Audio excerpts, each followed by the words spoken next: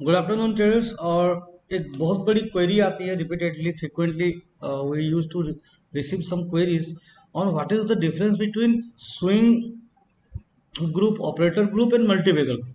Swing trading क्या होता है, ऑपरेटर ट्रेडिंग क्या होता है, मल्टीबैगर ट्रेडिंग क्या होता है, राइट। तो स्विंग और ऑपरेटर का तो मैंने इस प्रीवियस वीडियो में अच्छा खासा शेयर कर दिया हूँ, स्विंग के ऊपर एटलीस्ट। और नेक्स्ट वीडियो पे ऑपरेटर का भी मैं आपको शेयर कर दूंगा थोड़ा बहुत। तो ये जो स्विंग, ऑपरेटर और मल्टीबैगर का जो थीन लाइन डिफरेंस होता है उसको समझने की कोशिश करते हैं, क्योंकि बहुत सारे जो हमारे मेंबर्स हैं वो थोड़ा कंफ्यूज हो जाते हैं। ठीक है। क्या होता है कि जो स्विंग ट्रेडिंग होता है उसमें स्टॉप लॉस छोटा होता है, टारगेट बड़ा होता है, similar to operator, similar to multibagger. Multibagger में क्या है कि you have to hold for a long time, मतलब एक मिड टर्म, लॉन्ग टर्म के लिए आपको होल्ड करना पड़ता है मल्टीबैगर में for a target of a very good profit, right. Multibagger में आपका टारगेट कौन से स्टॉक्स होते हैं जो अंडर वैल्यूड है, जो अंडर वैल्यूड है। ठीक है। स्विंग में, ऑपरेटर में ये वाला पॉइंट कुछ काम का है नहीं। अब किसका वैल्यू ओवर वैल्यूड है, अंडर वैल्यूड है, it does not mean anything in swing trading and operator trading. where is in multi-bagger you have to identify some investment picks, usually which are undervalued, but they have high potentiality for a growth, higher growth in the future. Multibagger में stocks के जो fundamental है और sector का जो sentimental analysis है उसके ऊपर भी ज़्यादा ध्यान देना पड़ता है, राइट। कि एक स्टॉक है, उसका फंडामेंटल जो है नॉलेज होना बहुत ज़रूरी होता है।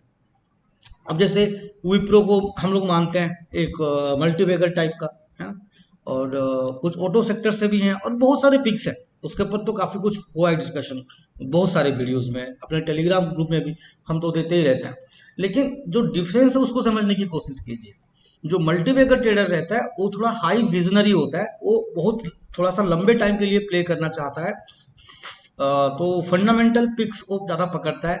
स्टॉक्स का फंडामेंटल क्या है, उसका मैनेजमेंट क्या है, उसका ग्रोथ रेशियो क्या बन सकता है, क्या आगे चल के वो अपना कंपनी का कोई एक्सपांशन कर रहा है, नहीं करेगा, करेगा तो कहाँ पर करेगा, इंडियन इंडस्ट्री के लिए उस कंपनी का वैल्यूएशन क्या बन के आ रहा है, उसका कंट्रीब्यूशन क्या है इंडियन इकोनॉमिक्स के ऊपर, उसके ऊपर भी ज़्यादा ध्यान देना रहता है। और एक पॉइंट आता है जो है मल्टीबैगर पे, कि मल्टीबैगर में सेंटिमेंटल एनालिसिस वो जिस सेक्टर को बिलोंग करता है। लेट्स अगर मैं बोलूं फॉर एग्जांपल विप्रो, तो विप्रो बिलोंग करता है आईटी सेक्टर को, तो आईटी सेक्टर का सेंटिमेंटल एनालिसिस क्या है, इकोनॉमिस्ट का क्या कहना है आईटी सेक्टर को लेके इंडिया का। अगर मैं बोलूं कि नहीं, बिनती और is one of the multibagger for example, तो एग्रीकल्चर का क्या सेंटिमेंट बन के आ रहा है इंडिया में। तो उस सेक्टर का, उस सेक्टर के ऊपर sentimental analysis number one. Number two, उसका ग्रोथ एक्सपांशन रेशियो क्या बन के आता है आगे चल के। तीन, the management, the it's fundamentals, fund in, fund out, यानी कि जो फंड का फ्लो है उसको वो लोग किस तरह से मैनेज करते हैं, राइट। और सबसे बड़ा पॉइंट है, उनके इन्वेस्टर्स कौन है, डोमेस्टिक इन्वेस्टर्स कितने हैं, बाहर के इन्वेस्टर्स कितने हैं, ये सब पॉइंट्स भी मल्टीबैगर में आपको देखना पड़ता है, राइट। क्योंकि बहुत सारे ऐसे स्टॉक्स होते हैं जो कि डोमेस्टिकली बहुत पॉपुलर है, लेकिन उनसे बाहर से कोई मदद उनको मिलता नहीं है, तो आगे चल के मिल भी सकता है कि नहीं। तो इस तरह से उस सेक्टर का फ्यूचर, उस स्टॉक की करंट वैल्यूएशन, उसका फ्यूचर का ग्रोथ को पकड़ के मल्टीबैगर पिक्स लिया जाता है, ठीक है। Intentionally, I am trying to manage my conversation in both Hindi and English so that everyone could understand. अब आता है क्या, पता है, स्विंग। स्विंग के ऊपर तो मैंने बहुत सारे वीडियो बना चुका हूँ, आज भी एक तो वीडियो मैंने डाला हुआ है। स्विंग में छोटे स्टॉप लॉस बड़े टारगेट के लिए प्ले किया जाता है। स्विंग ट्रेडिंग में आप ज़्यादा मिड टर्म के लिए तो होल्ड कर सकते हो, लेकिन अगर आपके पास बड़ा टाइम फ्रेम में अगर आप प्ले नहीं करते तो इसको मल्टीबैगर टाइप का लॉन्ग टर्म के लिए होल्ड नहीं कर सकते, नहीं कर सकते, right. Same in operator position. Operator दरअसल क्या है, ऑपरेटर बोले तो क्या, ऑपरेटर बोले तो स्ट्रॉन्गर हैंड्स, जिसका हाथ हमसे ज्यादा स्ट्रॉन्ग है, जिसके पास इंफॉर्मेशन है। ऑपरेटर के पास ताकत क्या है, what is the strength of an operator, operator have information prior it will reach to the retail traders. Retail investor के पास न्यूज आता है कहाँ से? न्यूज चैनल से, न्यूज पेपर से, and through some social media and all. Operator के पास क्या है कि पहले से न्यूज रहता है, बिग इंस्टीट्यूशंस, राइट, ऑपरेटर बोले तो बिग इंस्टीट्यूशन, स्ट्रॉन्गर हैंड्स, उनके पास इंफॉर्मेशन होता है, तो वो लोग क्या, वो लोग की एंट्री बहुत ही पहले हो जाती है। ऑपरेटर पोजीशन में बहुत सारे मिथ्स हैं, मैं थोड़ा सा उसको क्लियर कर देता हूँ, फिर इसका जो नेक्स्ट वीडियो है वो पूरा कंप्लीटली ऑपरेटर के ऊपर है, तो उससे उसमें मैं थोड़ा डिटेल में बोल सकता हूँ, ठीक है। अभी इस वीडियो में मैं बस इतना ही बोलूंगा। ऑपरेटर ट्रेडिंग में क्या होता है कि जब भी अपना ऑपरेटर ग्रुप में हम कोई भी कॉल देते हैं तो वो काफ़ी सिलेक्टिव होता है, यानी कि मंथली 2 से 3 कॉल ही हम लोग निकाल पाते हैं एज ऑफ नाउ। स्टॉकीफ्लाई होने के बाद ये थोड़ा ज़्यादा भी हो सकता है। ऑपरेटर पोजीशन में ऐसा है कि बहुत ही शॉर्ट टर्म ट्रेड होता है, मतलब मान के चलो 30 डेज, 8 दिन, 10 दिन, 15 दिन, 60 days maximum, 90 days maximum, 3 month यानी कि जो होता है 90 डेज, इसको एक हाईएस्ट व्यू लेके चलना पड़ता है। ऑपरेटर पोजीशन में आपको एग्जिट करना पड़ता है बहुत ही जल्द, इसको आप जो है मल्टीबैगर की तरह आप इसको होल्ड नहीं कर सकते। तो ऑपरेटर की एंट्री के बाद हमको एंटर करना रहता है, ऑपरेटर के एग्जिट से पहले हमको एग्जिट करना रहता है। इसमें कोई टेक्निकल, कोई फंडामेंटल ज़्यादातर यूज नहीं होता। हम लोग इसको टेक्निकल के साथ बस इसीलिए कंप्लायंस करते हैं, बस ताकि हमको एक तसल्ली, एक कॉन्फिडेंस मिल जाए, और कुछ नहीं है।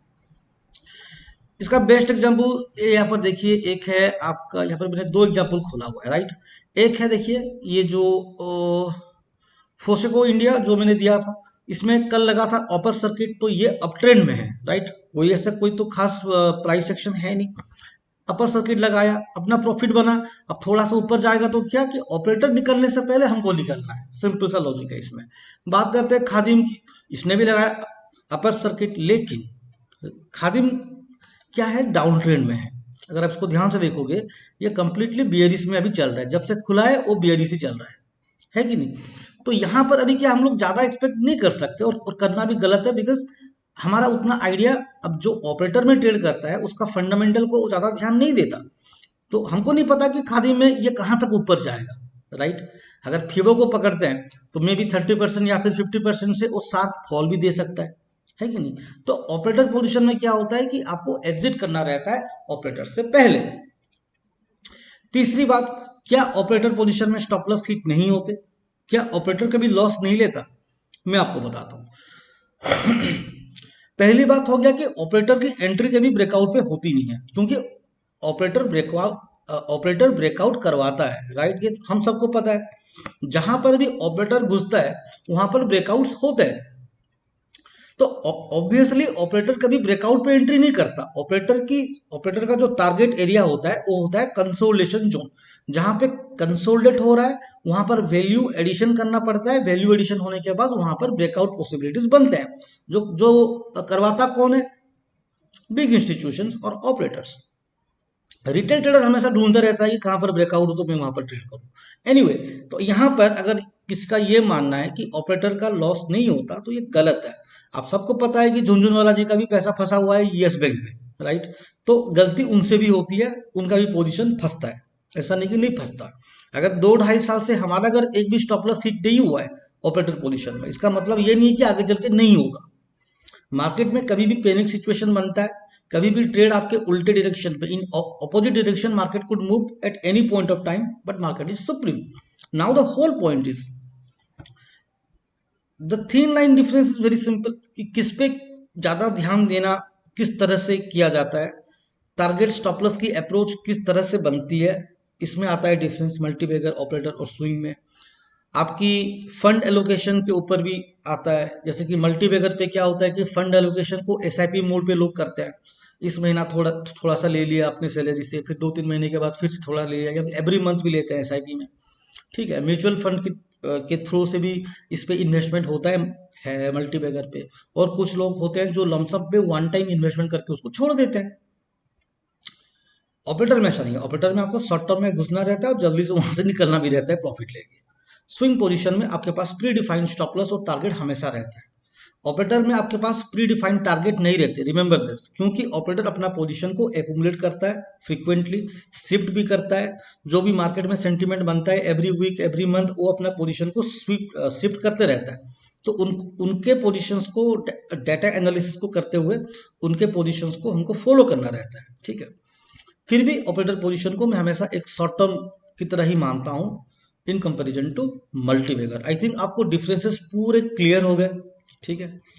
एक मिथ है कि ऑपरेटर पोजीशन आज लिया तो कल लग जाएगा अपर सर्किट, ऐसा नहीं होता, राइट। आपने जो भी देखा है, जो भी हमारे ग्रुप को रेगुलरली फॉलो कर रहे हो, हमारा जून मंथ में कितना लगा अपर सर्किट, अराउंड 14-15 अपर सर्किट्स। स्टॉक्स की बात कर रहा हूँ, एक एक स्टॉक तो मल्टीपल टाइम भी अपर सर्किट दिया है, लेकिन अगर टोटल स्टॉक्स की बात करें कि कितने स्टॉक्स ने अपर सर्किट लगाए, वो है 14 और 15। तो ऐसा कभी नहीं होता कि ऑपरेटर घुसा तो ब्रेकआउट हो जाएगा इमीडिएटली। वो 2 दिन में हो सकता है, वो 5 दिन में हो सकता है, वो 10 दिन में भी हो सकता है, वो एक महीने बाद भी हो सकता है, राइट। ऑपरेटर का जो सबसे उनकी जो खूबी है ना, वो पता है कि उनके पास प्रायर इंफॉर्मेशन होता है। उसको पता है कि मैनेजमेंट में क्या बदलाव होने वाला है, मैनेजमेंट कितना फंड कहाँ से लाने वाली है, मैनेजमेंट किस तरह से फंड को रेज करने वाली है। दैट इज वाई वो लोग हमेशा कंसोलिडेशन पे एंट्री करता है। इसके नेक्स्ट वीडियो पे उसके ऊपर ज्यादा बात करेंगे फ्रेंड्स, ठीक है। समझ आ गया हो इन चीजों के ऊपर क्लियरली, तो वीडियो को प्लीज लाइक शेयर और सब्सक्राइब कर लीजिएगा। वेरी इंफॉर्मेटिव वीडियो है। सो सारे क्वेरीज जो आप लोगों ने मेरे को पूछे थे, मैंने उनको आंसर कर दिया, ठीक है। नेक्स्ट वीडियो पे मिलता है ऑपरेटर वाला वीडियो पे। Thank you very much, goodbye, जय हिंद।